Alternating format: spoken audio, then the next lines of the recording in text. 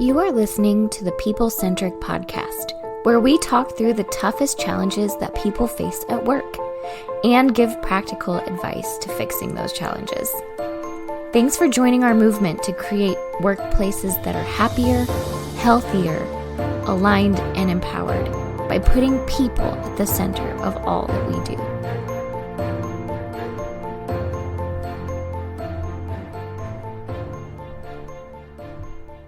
Hey, people-centric leaders. We just recently did an episode that we were really excited about. Our team was abuzz about it. Sometimes we do an episode and we keep chatting about it, and that was one of those. And it was the title of it was "What's My Motivation?" Like, why do you go to work every day? Why do you do the things that you do? And we talked about you understanding what gets you excited about yourself, what gets you excited about your strengths.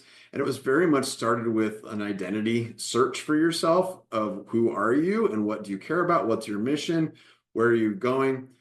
Now we want to talk about this next phase of this. This will go really well with the last episode, is what's your organization's, what's your employer's motivation? And so we're going to approach this from a couple different ways. If you own an organization, we're going to ask you, do you know what the purpose of your organization is? Why do you own it? Why do you run the company? And I hear a lot of, I heard 1,000 business owners just say in unison, to make money. We do it to make money. And we're going to challenge you on that. Like, is it really to make money? Is that your core purpose of your organization, is to make money? We're not anti-making money, by the way. But is that the core purpose of your organization? And then as an employee, how much does it matter to you? What is the purpose? Why do you go to work? What's the purpose of your organization? And can you link your purpose to the purpose within the organization that you work for? And how can you do that? So we're going to try to, how do we connect the dots here? I know a big piece of all of this that we talk about in terms of being people-centric is this idea of alignment.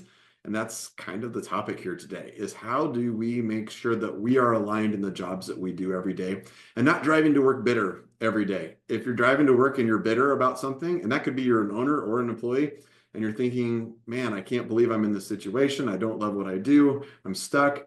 This could be part of the problem, is maybe we're a little bit misaligned. And the solution may be to go find a different job, or it might be to get your own mind right and reset your own expectations a little bit. So I think this is going to be a fun topic. We're doing this on a snow day. I'm going to start out, we'll start introducing everybody who's here. Stephanie is on the call here with us today, on the podcast, on the show. Steffi's on the show. I am surfing the World Wide Web. Yeah, I'm here. Hi. We're joining us from home. You'll notice like three of us are at our homes today because it's a snow day, right? And so Stephanie, makes your purpose. What are you making right now, Stephanie, that you've shown us that we don't have access to? I'm making bagels today at home because I just feel like on a snow day, you got to make or bake something. I really woke up needing a bagel. Unfortunately, in Springfield, Missouri, there's no good place to get a quality New York style bagel. So I am making my own. You're making your own bagel. So I know of a place to get a quality home style bagel.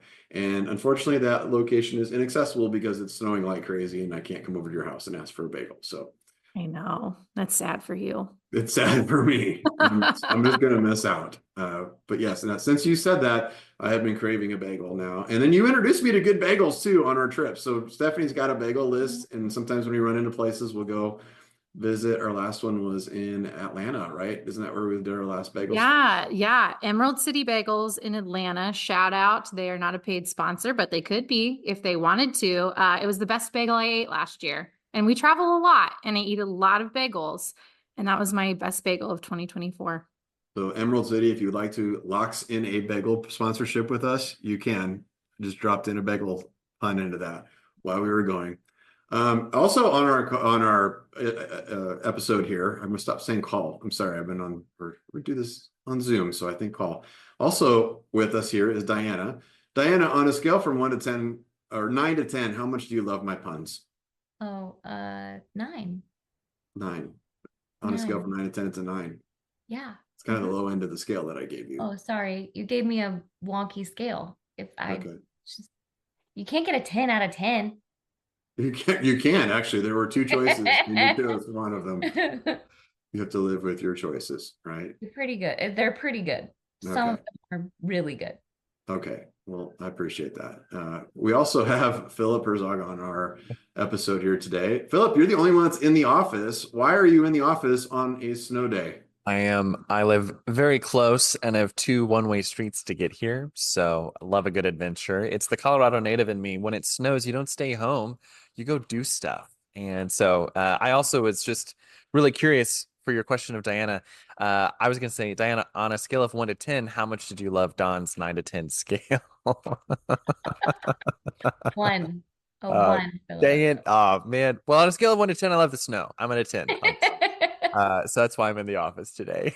That's awesome. We appreciate it. And you're rocking the turtleneck today. So you look like you're ready to do stuff. That's what people from Colorado do. They're like, we're not going to shut down our world for an entire winter. We're going to keep doing things because winter is beautiful. So awesome. Well, let's jump into this topic. So why is the why important for organizations? Let's start from the organizational perspective, from the owner manager perspective. Why is it important to know why your organization exists? Oh man, why is it important for the owners or why is it important in general? I'll go wherever you want to go with that, Diana. Okay. I do think, and this is coming from me who's very cynical about this stuff, I do think that most humans want to know that they're part of something bigger and they want to feel included in that thing. And so if I told everyone the mission of People Centric is to make money, I think everyone would not love that mission, right? And we probably not doing the best job at it. We could make more, right? So I know we're a little company. We're not making billions. We're not there yet. But I think if I said very outright, like, hey, our only goal is to make money here, I think a lot of people would be like, oh, well, I don't necessarily want to work there because I'm getting paid. And if I'm an expense, I don't know. I don't think that that's aligns with your mission. So I do think that most people want to feel like they're part of something bigger and want to connect with what they're doing. So I think as owners, you need to think about why you're doing what you're doing and help your people connect to that. Yeah, so that leads to I hear some people who are looking at that a little bit black and white probably right now and saying, well, does that mean that it's not important to people centric to make money? And just want to pause for a second and just say, like, as our organization, we definitely have a mission that's not money related. But I'm going to ask our team, like, how often do we talk about money? Every week at least. Yeah. At least. Yeah, for sure. Yeah. Yeah. We talk about it a lot. But I mean, it's kind of, I think the adage of like, mo money, mo mission, like that's our attitude of it. Yeah. I love that. Yeah. Or like, I don't know. I used to work in nonprofit for a long time. So it was like, when they would try to convince us all to go out and raise more money, they'd tell us no money, no mission. So I put a positive spin to that mo money, mo mission. But yeah, I agree with Diana. Like, I think people like to feel like they're a part of something and, it doesn't even have to be this amazing altruistic thing. It's just like, they like feeling like they're a part of a community and that we're achieving goals together. We get to do something and see cool results and feel like our lives are moving forward and there's progress in some respect.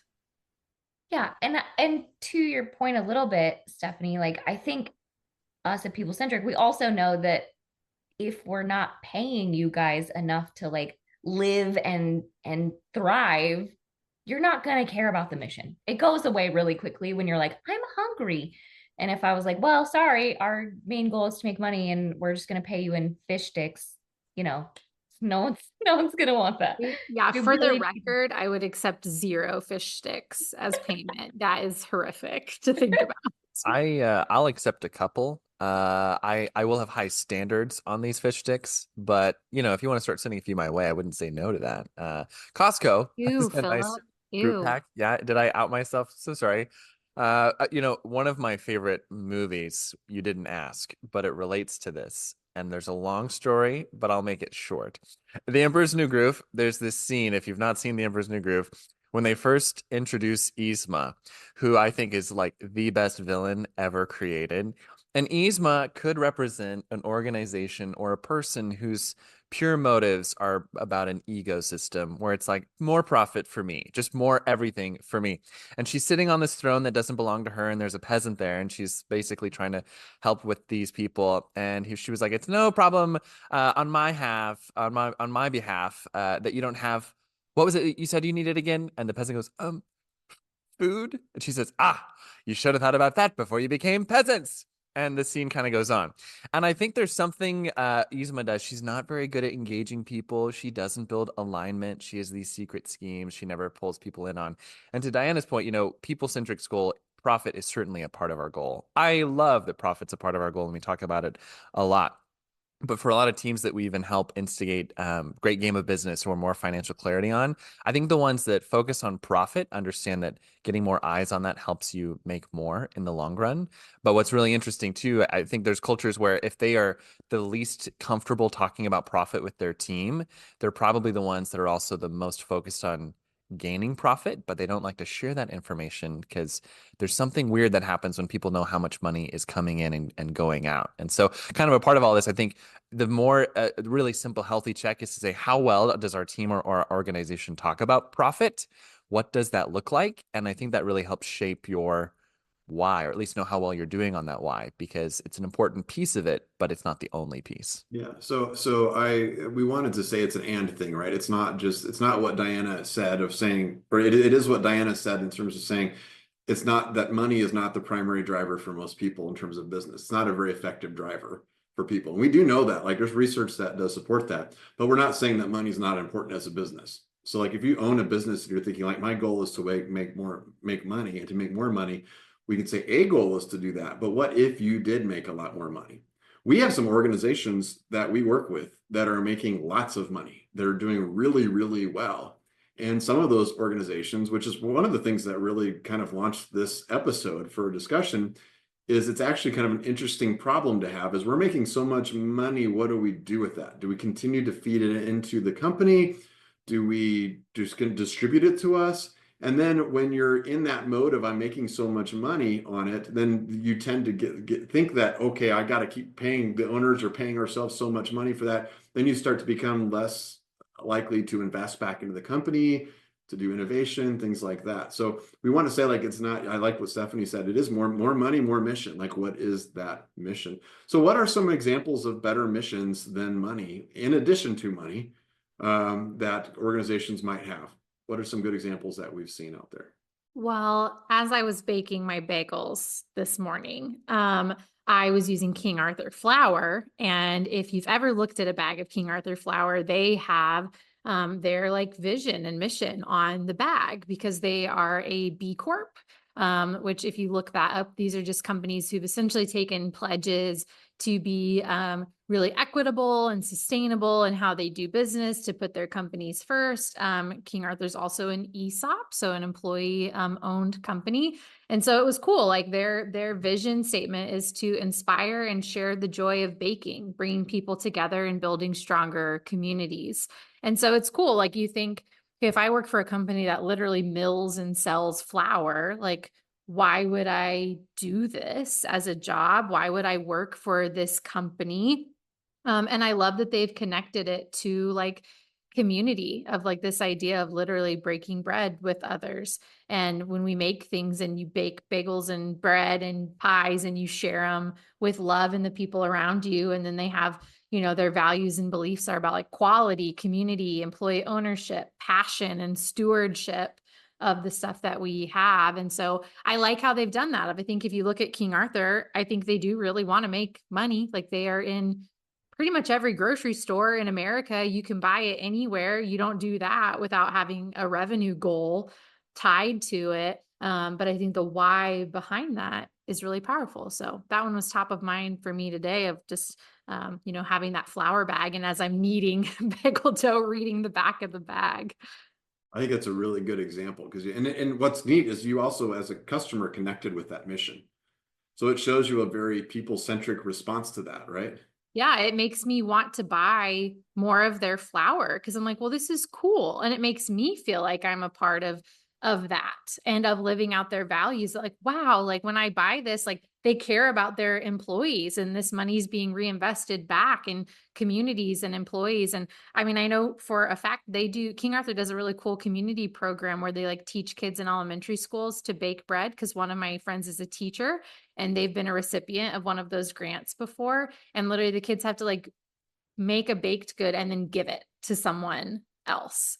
And so, yeah, it's really cool. It makes you want to buy that versus like whatever, other store brand of flour that's just trying to sell you on maybe quality. Like it does connect you a little bit deeper into like why you would work there or why I would buy this product over another. Yeah. So if you own a business, how can you discover your mission? Yeah, that's a good question. Well, I mean, I think if you're small and you own a business and it's just you as an owner, you could go and be like, oh, I'm going to write down my mission. But it might be better if you ask the people that are already working for you, like, what do you think our mission is? And include them in on that.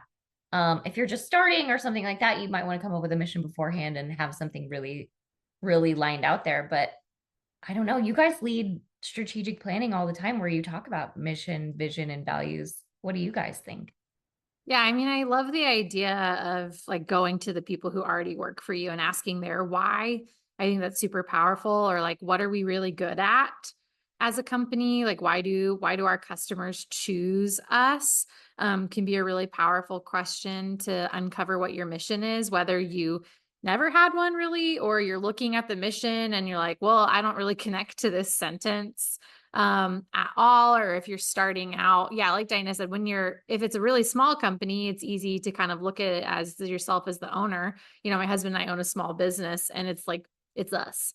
So we can just look at each other and be like, why are we doing this? Oh yeah, like flexibility, and we want people to love their homes and do all this. But yeah, I think when we work with organizations that have larger teams, we'll often like survey everyone in the company beforehand and ask some of those core questions like, why do you work here? What do you value about this place? Why do you think people choose us? What's maybe some of our like core distinctive things that we do as a company that are unique, and kind of help uncover that. And I think the more you can bring people into that process, the stronger that those mission statements will be. Because I think we also will see disconnect sometimes of when maybe the owners or shareholders get together and sit down, they might come up with a mission that's really powerful to them, but might not connect with some of their frontline employees. So I think it's important to get a lot of perspective on that as you're writing it. Yeah.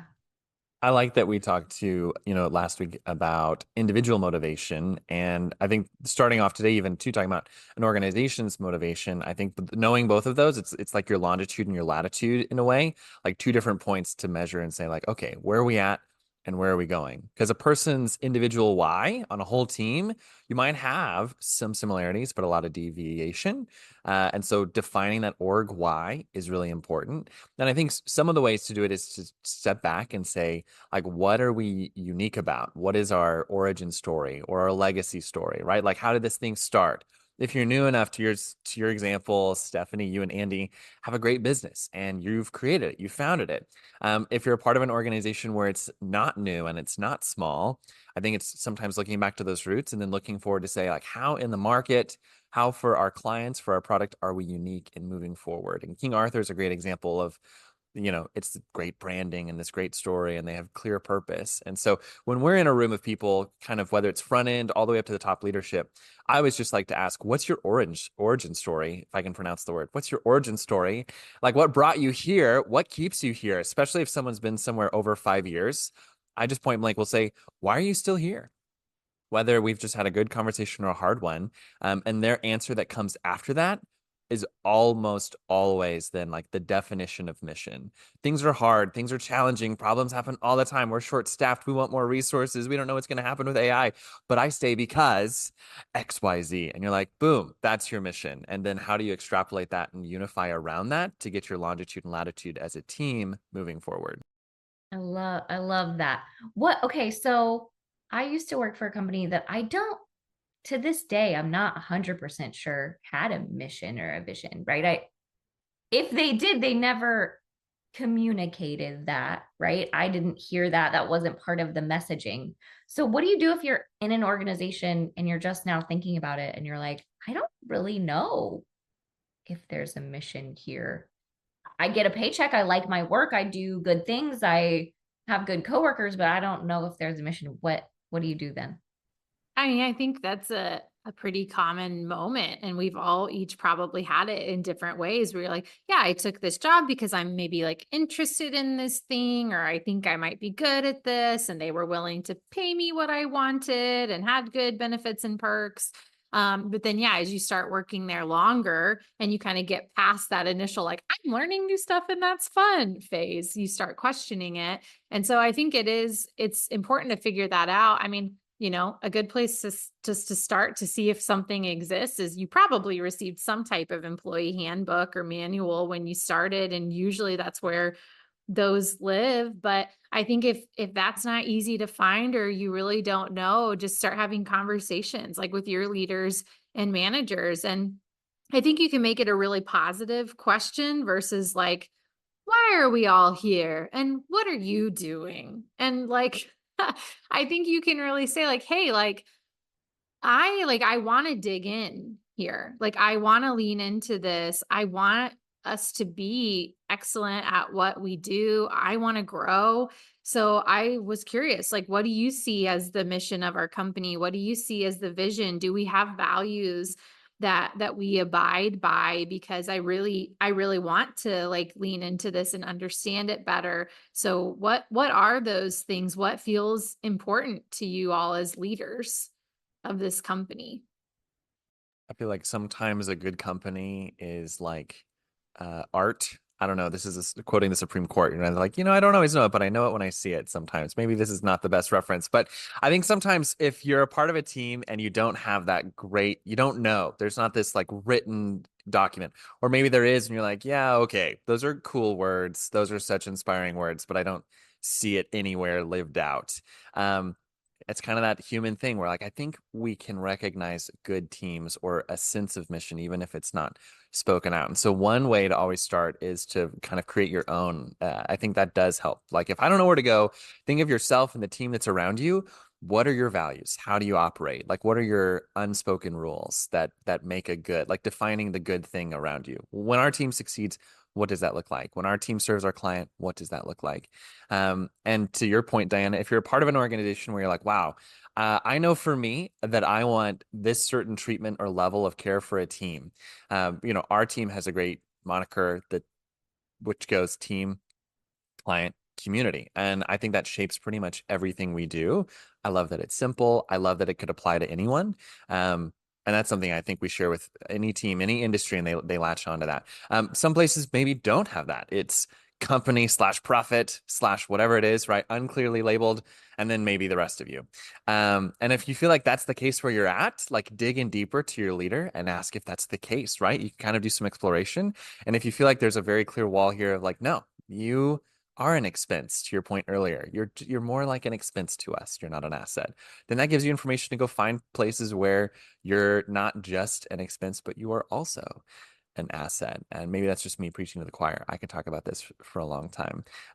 Stephanie, yeah. I think you're pointing at something really interesting here, Philip, of like, what if I discover my company's mission and I don't love it? Or to your point, yeah, what if it doesn't exist? I kind of make my own for my part of the organization and team, and then find out that's not really the mission or the goal, and I think even as our team was talking about this episode and preparing for it, we all had like stories of friends or ourselves where like they kind of had this experience of like, yeah, I took this job because I was interested. I had the right skills they were looking for. I felt like I could make a difference. And then at the end of the day, it kind of felt like, they had these nice words on a page, but really the goal was money. Like, what do I do? And I think that's an interesting conversation to have with this.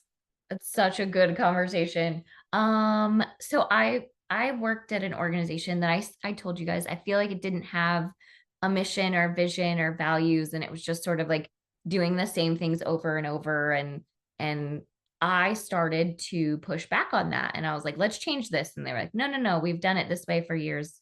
We're not changing it. And I was like, but if you do these things, we could expand this thing. And they were like, nope, know your role. We're not doing that. We don't want to do that. And so for me, I started realizing that I was very misaligned with the organization itself. I didn't love the quote unquote mission that was existing there, whether it was stated or not, it existed. And I didn't love that. And so I ended up leaving that organization. I will say, however, looking back, I think I could have made some, I don't know, mini missions for myself, or come up with like what it actually meant to do this work internally for me. And looking back, I made some of my best friends there. I forged friendships that will last forever. I learned a whole lot about just operations and somewhat to do, somewhat not to do, right? I learned a lot about leadership and management and the way that I didn't want to treat people. So like I learned a lot from this company, and I could have made it work. I could have said, here's my internal mission. Here's the corner I'm nudging out for myself. And I could have made it work that way. I chose a different path and I did choose to leave. But I think you can choose your own internal adventure, your own internal intrinsic motivation if you work at a place that has less of a mission-y mission and more of a profit-y mission, you know? Yeah, I will say I've also had that personal experience of like, yeah, I don't know that I really like align with like the big umbrella, like vision and mission of this company, but like the work that I get to do is impactful, and if you listened to the episode that Dawn referenced earlier that we recorded about like what's your personal motivation, like I am a very mission driven person of like I want to feel like I'm helping people when I do things. I want to feel like I'm growing and being challenged by stuff. And it just was like I kind of was just like a very small piece of a very, very big pie at this company. And again, not to say like that anyone treated me poorly or any of that. I just realized like, I actually don't think I completely align with this, but I can find some day-to-day like purpose and mission in what I'm doing. And I know there's some people who are able to do that and kind of reconcile and work at those places for a really, really long time. For me, it had a shorter shelf life because my personal motivation did at some point start feeling in conflict with that. So I just felt a lot of like tension all the time between what I was doing. It did impact my motivation to do my work at a certain point, and I stepped away, right? Because I recognized that. But I know a lot of people who will work places and they're like, yeah, like, especially if you work at like a corporation. And I think that's a distinction to make here between like a business and a corporation. I know a lot of friends who work at like large multinational corporations who they're like, yeah, I'm pretty sure the goal is to just make a ton of money for the shareholders. And we're not pointing a finger at that and saying, ew, that's bad. It is what it is for them. And so they are having to find like mission in their own teams and in their own day-to-day work to say, this is why I do this and why it matters to me. And I know for one of my friends in particular who works at a company that's that kind of that size and more money focused, like they actually just really love their work. Like it's very mentally enriching for them, the stuff that they get to do, and they love the people that they get to work with. They make a salary that allows them and their family to just have a lot of freedom and flexibility. So I think you can sometimes find that, but it's also knowing yourself well enough to know like, are you comfortable with that type of reconciliation of like, I might not align with the bigger picture, but I can find my own piece? I love that you mentioned this because it sparked a question in me. We both talked about how we either found our own niche or we decided to leave. What are the things that led up to us even feeling like we needed that? And was there a moment where did that decision come from? And how would you know that like you actually need that to keep going? Ooh, that's a really good question. For me, I think there was a small part of it, like going into it that I knew, like, this probably isn't like my dream job. You know what I mean? Of like, I think I knew going into it a little bit that like, yeah, like I could grow to love this, but right now it does meet what I need out of a job. Like I'm going to be able to do some of the things that I'm passionate about. So I think there was always like a little whisper in the back of my brain to a certain extent.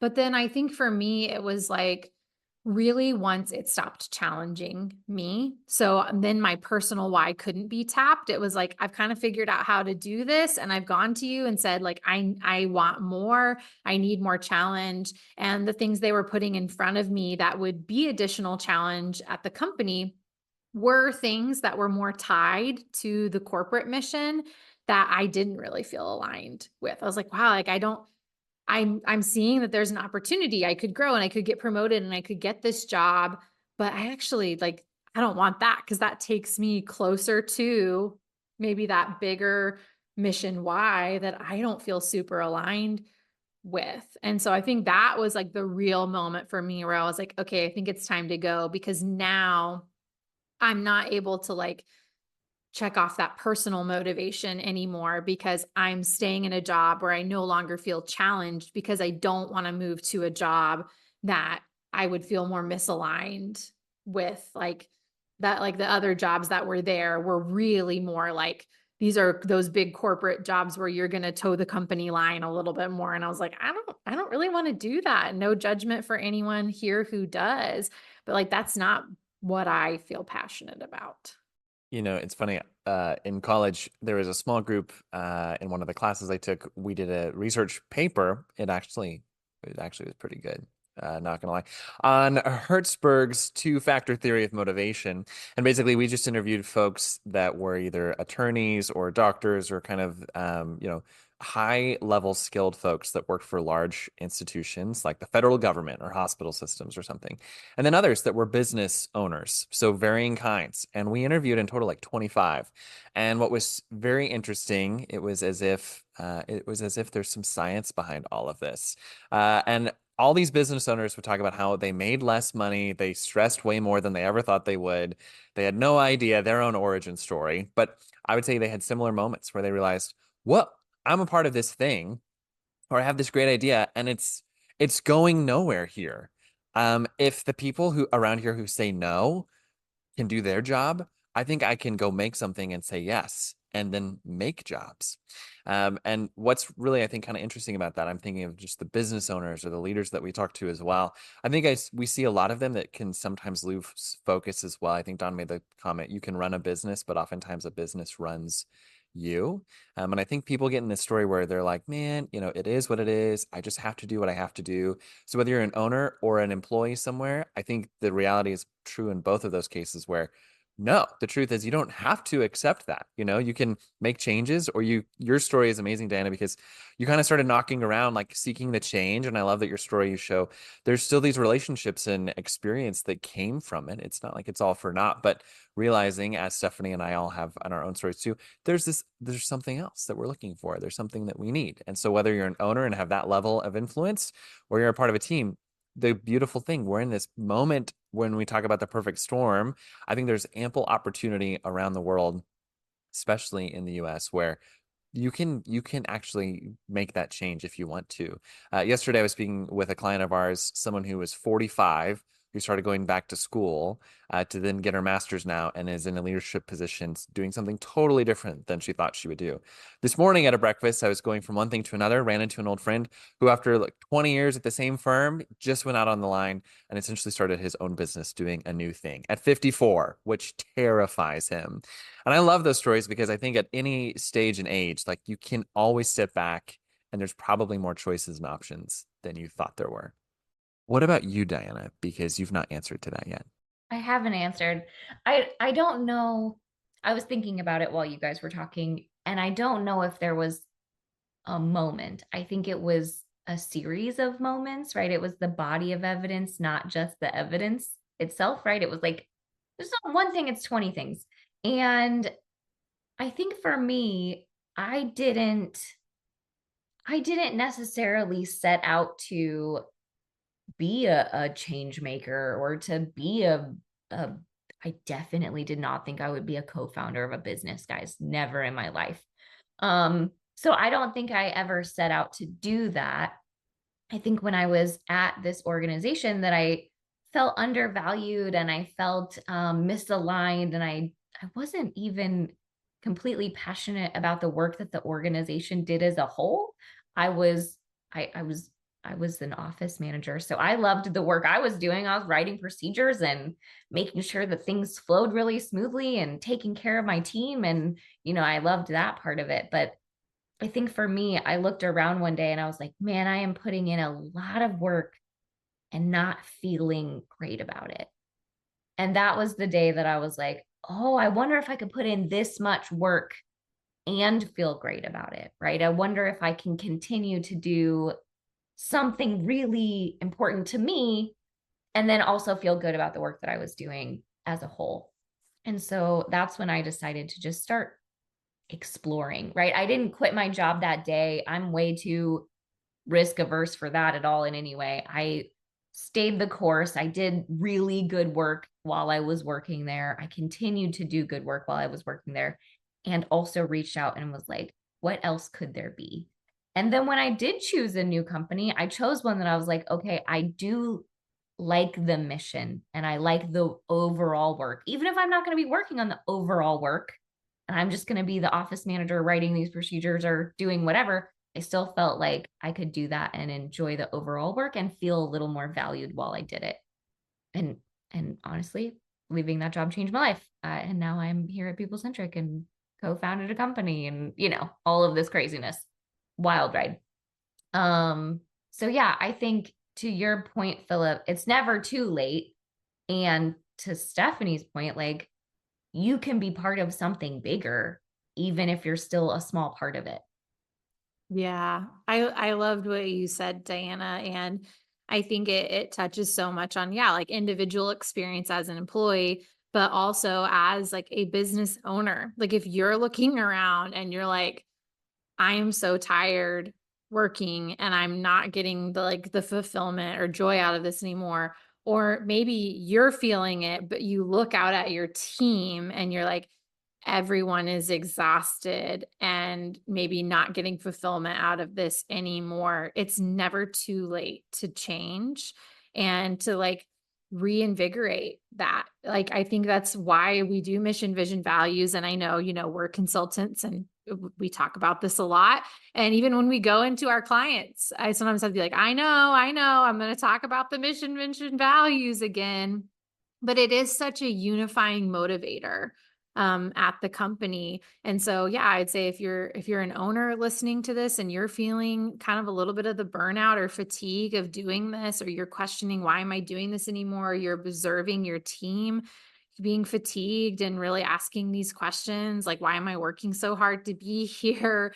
Or pressing on that why a lot. Like, I think our challenge is sit down and look at that and change it. And a lot of times, I think what I've seen at companies, it's that the mission is just outdated. It's not that it's totally bad or wrong, but your company has changed since it was started, or oftentimes, again, when we're talking about businesses and not these major corporations, like maybe somebody bought the business or it changed generational hands, or now you've got new leadership in place, or you've got maybe a new generation coming up that's really hungry for challenge. And so again, it's not to probably look at it and say, oh, I hate that now and that doesn't match us at all. But could we update it and make sure that this is where we all want to go going forward, and we give everybody on our team something to attach to that's just not just salary and benefits? Because I think that's also what we're seeing in the workforce right now. If you're only competing on salary and benefits,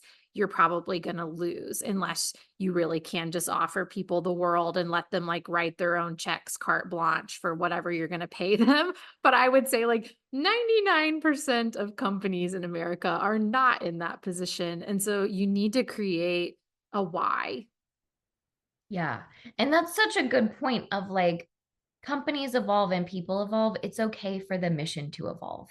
It's okay for that to change. I think People Centric's mission has changed. I think my personal mission has changed over the years while I've been at People Centric.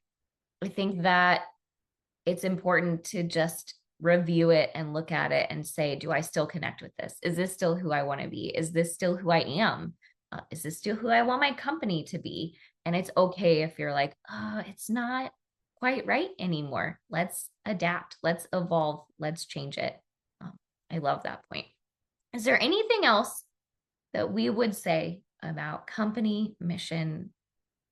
Any tidbits, tips, practical advice? I feel like it's all big. All big.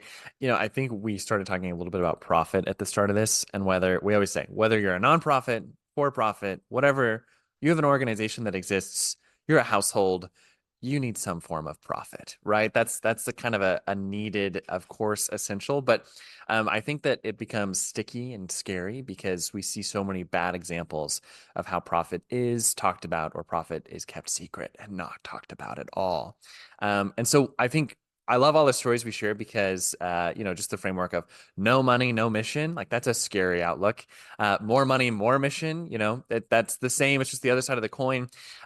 Wherever you're at, the encouragement I would share is maybe if you're especially in a leadership position or you're an aspiring leader and you have questions about what that could look like, I think a way to maybe test the waters with mission or vision, whether they're stated or not, is just that again to say like, what do we do with profit around here? Or when you're looking, what do you do with the profit around here? It's not just what am I getting paid and what do I do for you and what is the purpose of this company?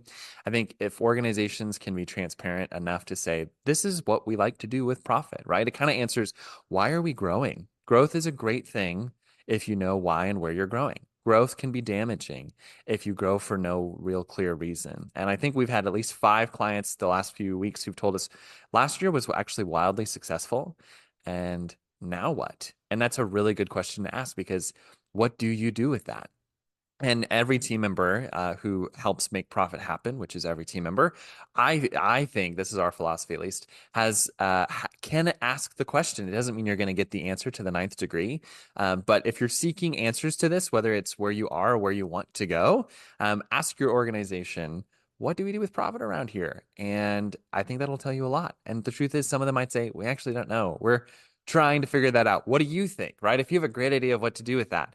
But I think a keyword innovation we hear all the time, and I think it's a white picket fence word people use because it sounds great and trendy, but it's just like, we don't know what that means. Like, we just want to innovate. You're like, what does that mean? I don't know. We should do something with the profit. So that would be my challenge and encouragement, maybe, if you're a leader or not. Think of like, what is the profit story and what does that mean for your team? Where are you going with it? Because it does matter. But more important than profit is the why and the where after you get the profit. Yes, I love reframing this conversation to like, what do we do with our success? I think that's such a great question. Like, if we are successful, what are we doing with that? I love that. Well, I think we have covered this topic. I think each of us could talk about this for days, weeks, months, I don't know, a long time. Years, eons, forever. Long time, and have varying topics that split off of this. So we could keep going, but we won't. We'll leave you with this. If you guys want to write to us, have topics for us, want to say hi, have questions you want to talk about with us, we answer emails. We're very good at that. Please let us know, and you can hear how to get a hold of us in the outro. Otherwise, we will talk to you next time. Thank you for listening to the People Centric Podcast. We are so grateful for you joining us every week. If you like this content, please like and subscribe. Also, feel free to share on your social media with everyone that you know. It really does help us. If you would like to contact us, I have put our information in the show notes. Please reach out anytime. We love hearing from you. We will be back next week with a new topic. Until then, be well and lead well.